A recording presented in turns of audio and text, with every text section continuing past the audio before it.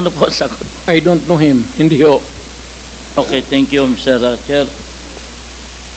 Kasi kanina, habang nasa SOM at biglang naputol, tinanong po natin si Colonel Acerto kung bakit siya wala sa Pilipinas. Ang sagot niya, dahil siya ay ipapapatay. Saan po siya? Wala sa Pilipinas. Kaya nga, where is he? Hindi po natin. Baka alam mo. Okay, anyway, tutuloy ko na lang po. According to Mr. President, hindi niya kilala si Jimmy Cuban at hindi niya kilala si Mark Taguba. Pero si Jimmy Cuban po ay former Custom Intelligence Officer at si Mark Taguba is custom broker na siya po ang nagsabi na may nahuling 11 billion worth of shabu through magnetic lifters sa Port of Manila. At ang kasama doon po ay si Congressman Pulong Duterte, Attorney Manscarpio at Michael Yang. Okay. Ngayon, according po sa ating former President, Mr. Chair,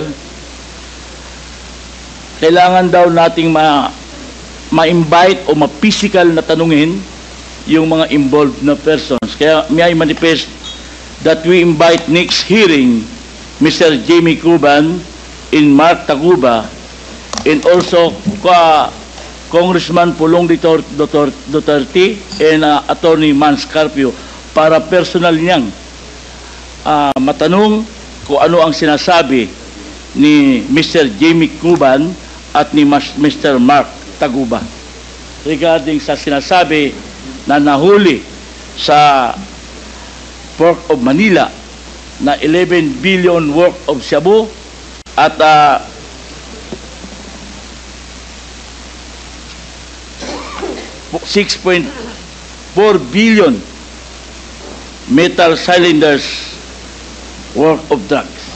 Mr. Chairman. Before I recognize Congressman Paduano, there's a request of Congressman Bong Teves to invite the persons he mentioned and COMSEC, the whole secretariat of the Quadcom, please take note and send invitations to the persons mentioned by Congressman Bong Teves. Before you proceed, yes. Chairman, just with due respect to Congressman Teves, this is just a matter of clarification. Kasi po, if giving due courtesy to a colleague in the House, we should not invite, I think it's just proper, Mr. Chairman, that we should not invite Congressman Pulong Duterte. He should be present voluntarily if he wants. Just giving due courtesy, Mr. Chairman, to a colleague in the House. The COMSEC is directed to send notice to our colleague, Congressman Pulong Duterte, to attend the next committee hearing of the Quadcom. So, please proceed, Congressman Bong Teves. The next question po, Mr. Chairman. According to our former Senator Trillanes, piki ang war on drugs ng ating dating Pangulo. Bakit po kaya sinabi na piki in war on drugs? Siguro pwede nating tanungin si former Senator Trillanes bakit nasabing piki ang kanyang war on drugs ng mga nakaraang administrasyon. Have you taken your oath, former Senator Trillanes? Please administer the oath first of Senator Trillanes before we ask him questions. Please raise your right hand. Do you swear to tell the truth, the whole truth, and nothing but the truth in this congressional inquiry, so God may help you? The oath has been administered, sir. Okay, thank you, COMSEC. Please proceed, Congressman Bong Teves. According po kay former Senator Trillanes, sinabi po niya na piki ang war on drugs nung panahong administrasyon ni former President Duterte. May I ask to former Senator, bakit po niyo sinabi na piki ang war on drugs? Ang statement po na yon na peke po ang war on drugs ni Duterte noong nakarang administrasyon. Ito po ay bunga nung nakalap namin na impormasyon at ebidensya nung kami ay nag-iimbestiga nila Senator Laila de Lima at dun sa aming sariling pagkalap na impormasyon at base na rin dito po sa testimonya, Mr. Chairman, ni Arturo Las Cañas sa ICC na naisumite niya at nagkaroon na rin ng kopya dito po sa Quadcom at doon sa kanyang video.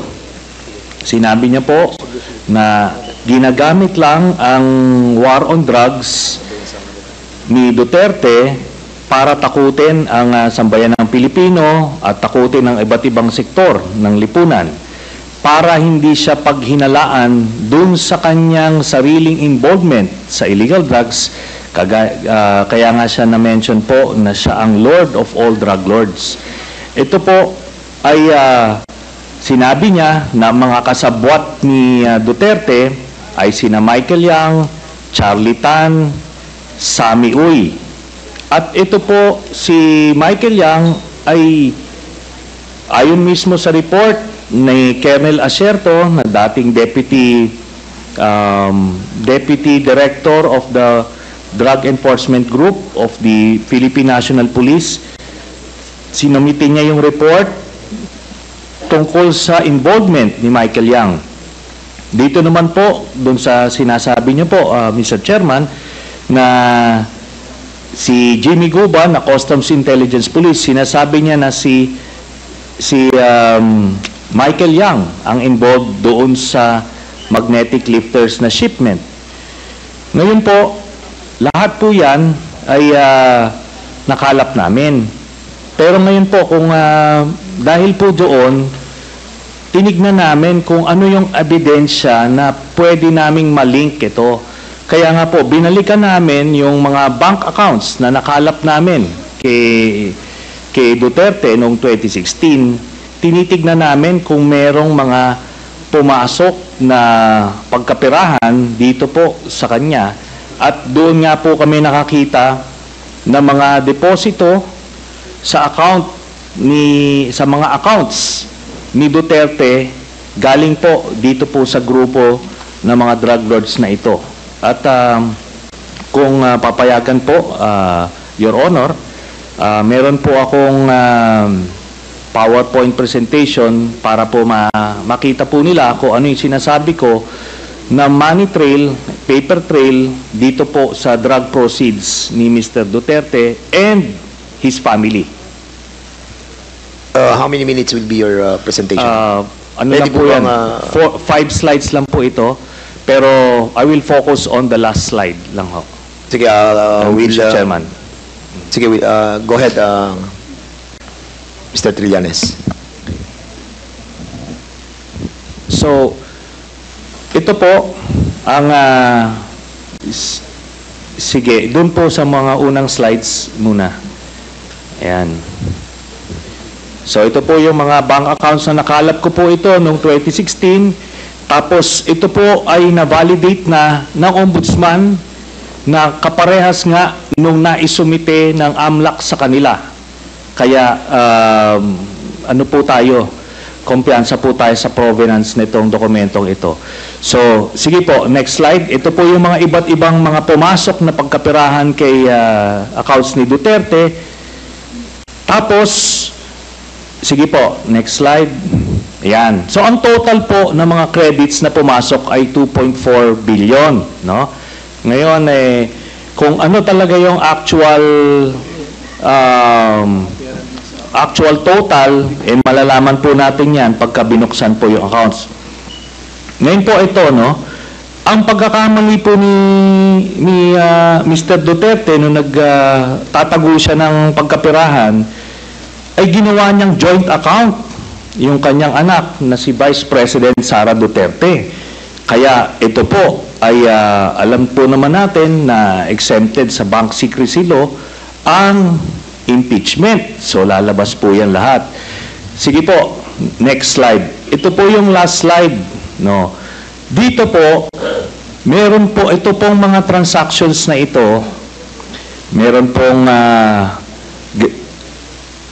kay Vice President Sara, meron po kay Duterte, meron po kay Baste Duterte, meron kay Pulong Duterte, at meron po kay Hanilet Abansenya. Ito pong mga ito ay mga managers checks under their name na ang origin po ng account ay yung isa dun sa mga drug lords na minention ni Las Cañas na si Sammy Uy. Ito po, ano ito?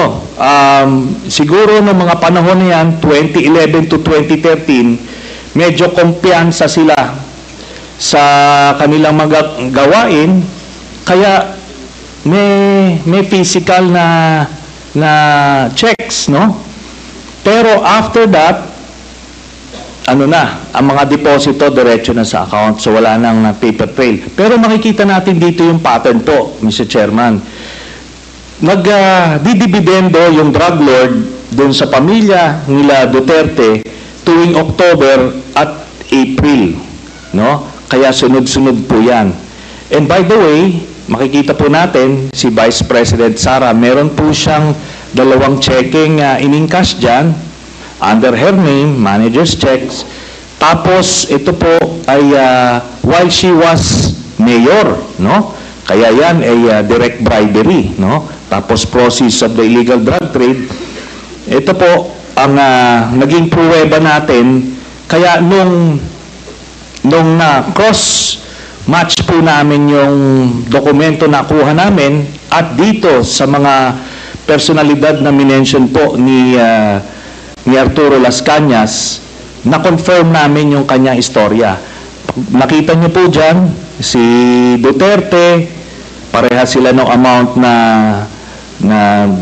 in-encash, no? Tapos, itong mga anak, sila Baste Duterte, ayan po, tagte 10 million every 6 months. Kay Pulong Duterte, meron din. Ngayon po, lahat ito ay hawak yan ng mga bangko mismo. Meron silang physical copy, meron silang soft copy netong mga sinasabi na ito. Kaya hindi po yan pwedeng i-deny lang kasi alam naman natin yung mga estilo ni Duterte, mag-a-admit konti pero magde-deny to confuse everyone. Pero ito po yung smoking gun, Mr. Chairman.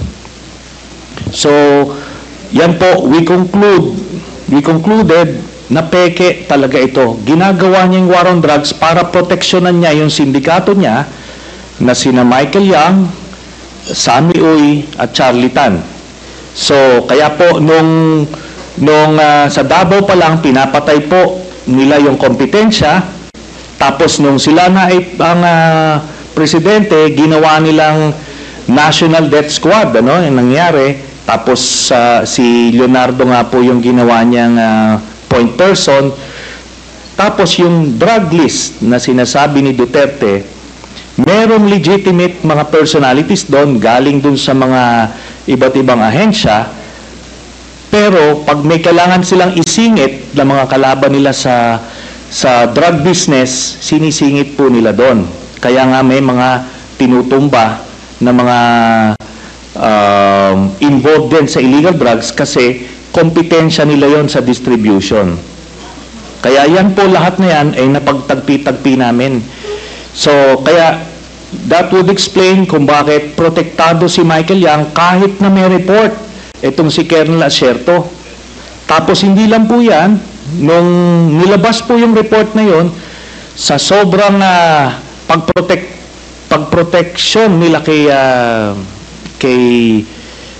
Michael Yang, yung mismong gumawa ng investigasyon, yun yung gustong ipapatay at sinampahan ng kaliwat kanang kaso.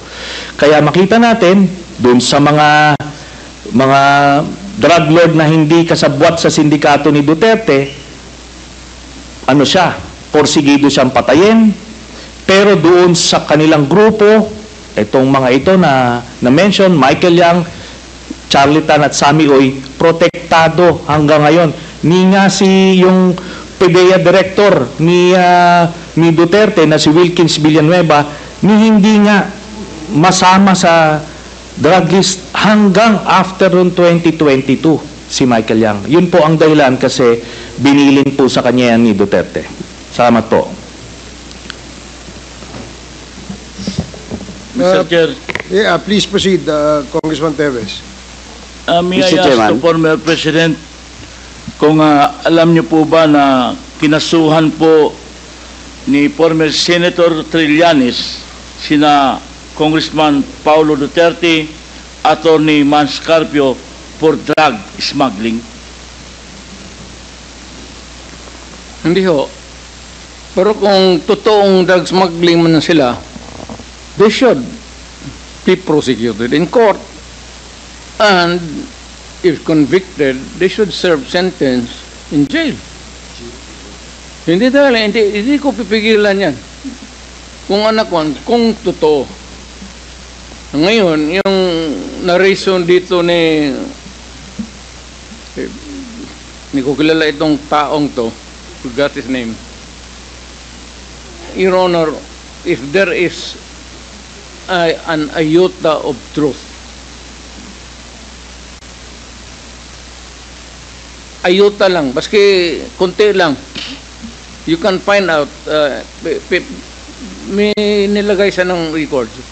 Now, I'm willing to execute an affidavit or kayo na lang to summon the banks pursuant to my waiver. Kung may totoo lang maski isa, I will hang myself in front of you. You can summon, I will sign a waiver, all banks, pati yung World Bank ng Amerika. Kung may isang totoo lang nakiting, I will resign and I will ask my daughter to resign and everybody in the family. That is my guarantee. And I will hang myself. Mr. Chairman. May I know, Mr. Chairman. Sir. Dali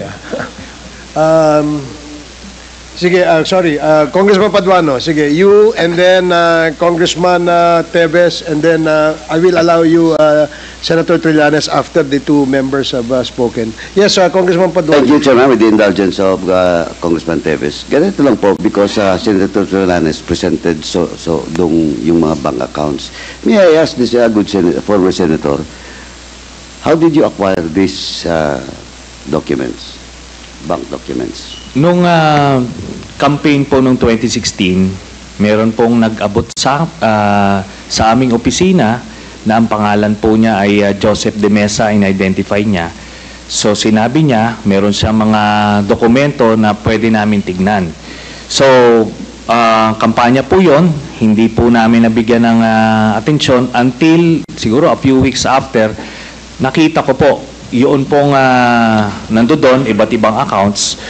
Then, chinek namin, binalidate po namin kung totoo yun, no?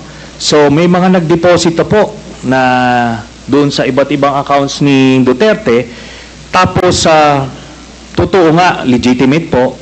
Then, nung kampanya, nilabas ko po ito at inamin mismo ni Duterte na totoo daw kasi una, dinideny po nung kanyang spokesman, but eventually, nung na-corner na siya, inamin niya, no?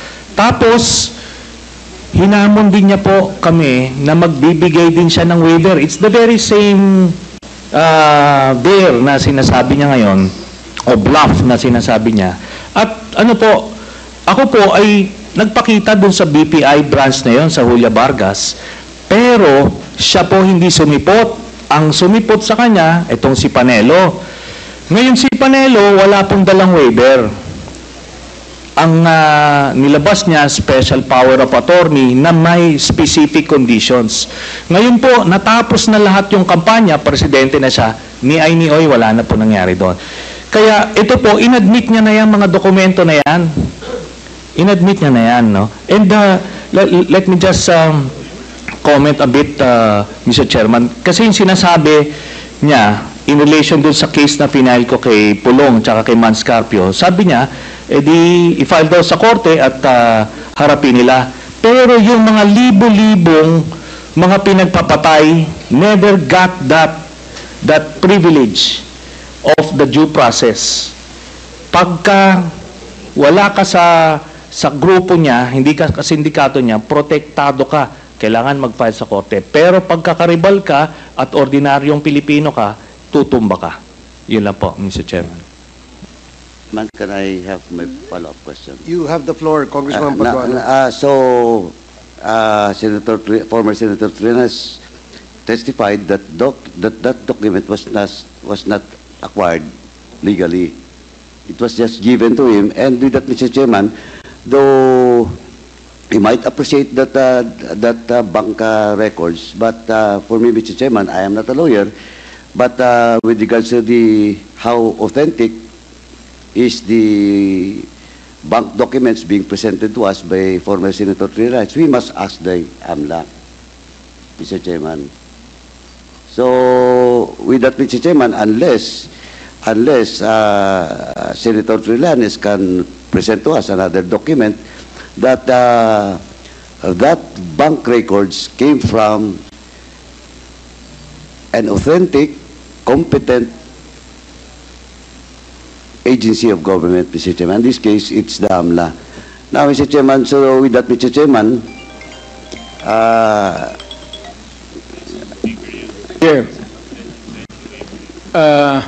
this is a very serious accusation. So, Mr. Chair, Mr. Chair, Congressman Paduano has asked the floor, but with the indulgence of no, I think the chairman has ruled a while ago the sequence of those people present in this hall to answer. Okay. I think we must follow that, Mr. Chair. Thank you for reminding the chair, Congressman Acop. Now, Congressman Paduano, please proceed if that is your last. I am sorry, I thought that you were tapos na. Thank you, Mr. thank President. you, Mr. President. Anyway, Mr. President. Now, with that, Mr. Chairman, and the former President has, a while ago, has a commitment to waive his right with regards to all the bank accounts that was mentioned by former Senator Trillanes.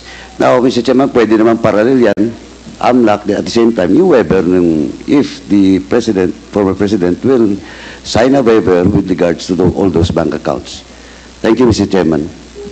I will sign it, the document tomorrow, and I will hand it kasi magagawin pa ng abogado. But I said, if there is an iota of totoo yung sinasabi, I will hang myself in your presence. I will invite you all to be a witness. Okay, thank you. Mr. Chairman. Congressman Paduano, si Congressman Bong Teves, and then I will allow former Senator Trillanes after Congressman Bong Teves. Thank you, Mr. Chair. So my last question. Siguro naman, first, Mr. President, lahat po na tinanong ko po sa inyo ay galing po yan kay Mr. Jimmy Guban. Not for me. At kasi po ay na-invite na natin siya rito bilang isa sa mga resource person sa mga naunang hearings. And then, may I ask Mr. President, for my last question, given na po na na-acquit si former Senator Laila de Lima sa mga kaso niya tungkol sa drugs, as now, Mr. President, naniniwala pa rin po ba kayo na si former Senator de Lima ay queen of all drugs lords? Sir, I go by what is the reality of the day. Pag sinabi ng korte, inosente si de Lima, inosente si de Lima. Wala tayong magawa dyan. kung magsabi ang korte guilty si Duterte, wala rin kayong magawa dyan. That's a democratic process. Ibig sabihin po, Wala. nagkamali tayo ng pag-akusa kay former Senator De Lima. Thank you very much, Mr. Chair. Okay, former Senator Trillanes, you are now recognized. Maraming May I- salamat, Mr. Chairman. After, Mr. President, after the former Senator, the Chair will recognize you po. May I be given... Yes, yes. Going to the bathroom.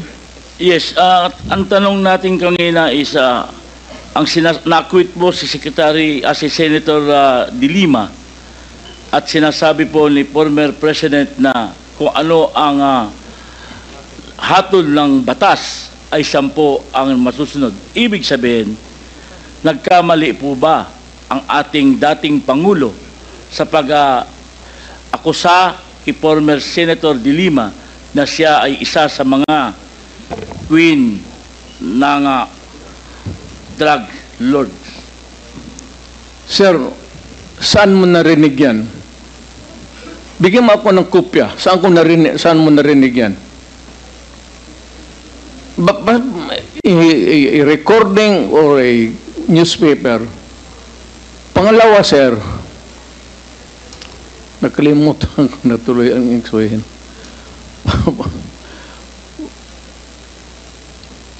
You know,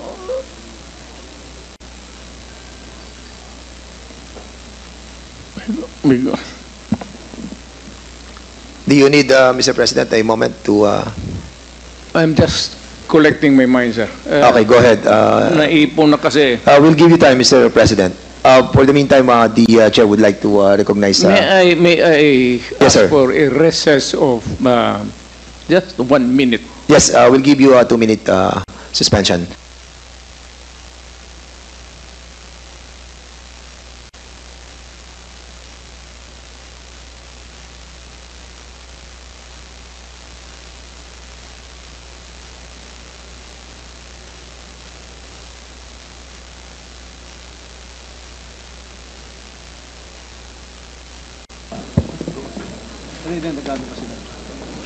Hearing resumed.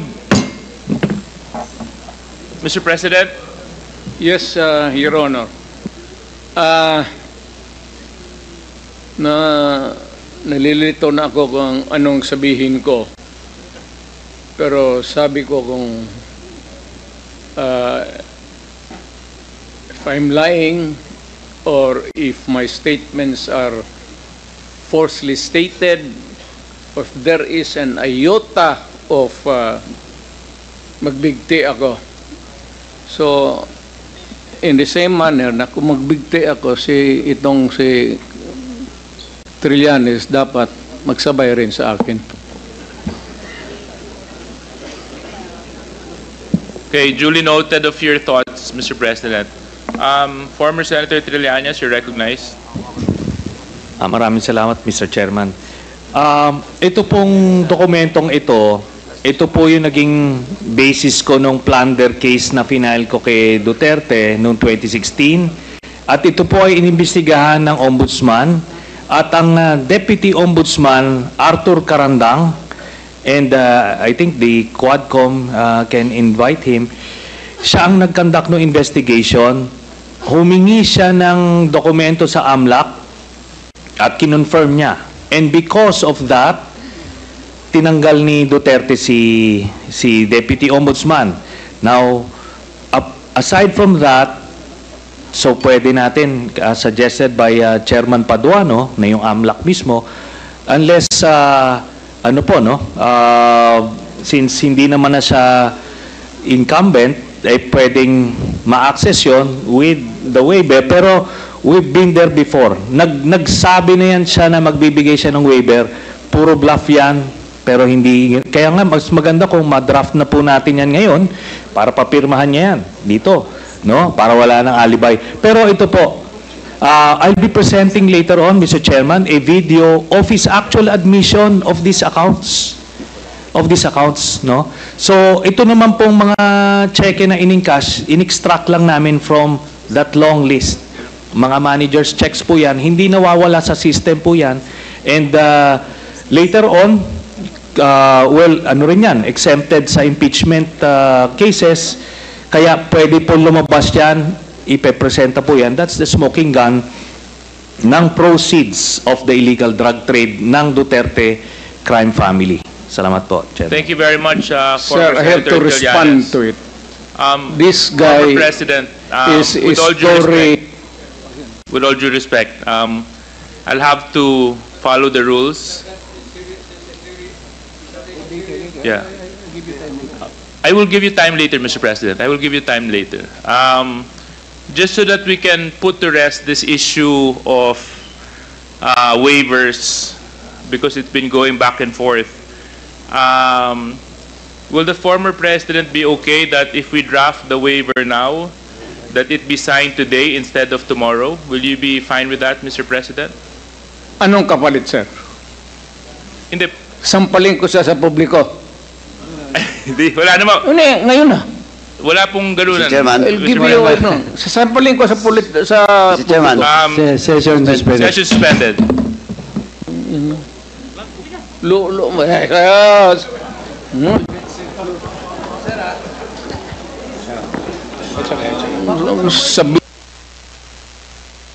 Order, please, order.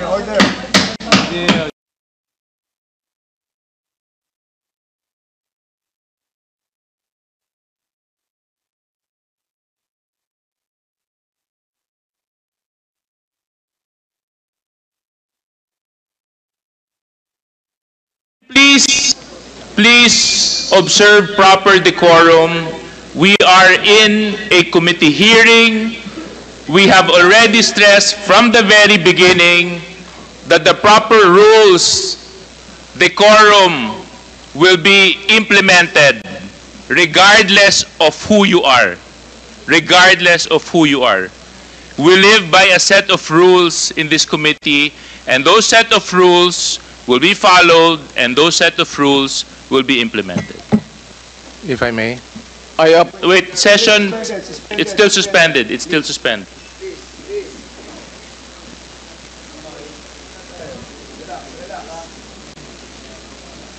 Sorry ho.